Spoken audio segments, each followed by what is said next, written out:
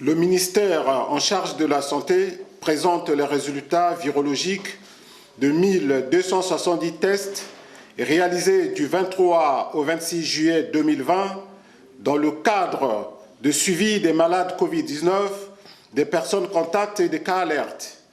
Parmi ces résultats, 162 tests se sont révélés positifs, 73 patients ont été contrôlés négatifs et déclarés guéris, 1035 tests se sont révélés négatifs. 3 décès supplémentaires sont à déplorer, dont 2 à Brazzaville et 1 à Dolisie dans le Niari.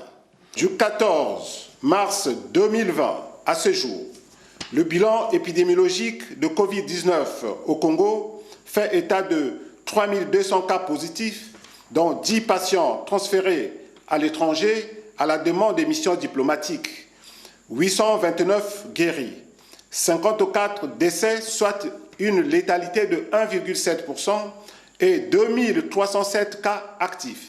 Brazzaville et Pointe-Noire, avec respectivement 1662 et 541 cas actifs, demeurent les points chauds de l'épidémie. Au cours des 4 derniers jours, 9 nouveaux cas positifs sur 10 ont été enregistrés dans ces 2 départements.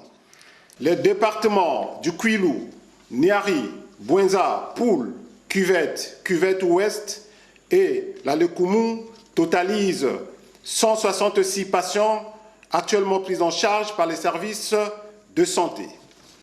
Il sied de noter qu'aucun nouveau cas Covid-19 n'a été enregistré dans les départements du Kwilu, Poul, Cuvette et Cuvette Ouest au cours des 4 derniers jours. Les départements des Plateaux et de la Lukwala n'ont pas enregistré de cas Covid-19 depuis le début de l'épidémie. Comme le montrent les statistiques, l'épidémie ne cesse de prendre l'ampleur dans notre pays. Cette situation nous oblige à adopter les comportements responsables au niveau individuel et collectif.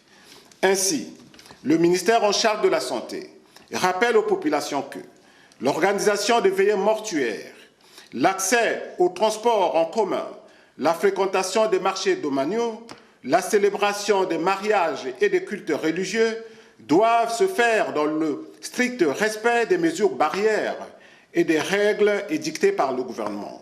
Merci à chacun de nous de contribuer efficacement à rompre la chaîne de contamination. Je vous remercie.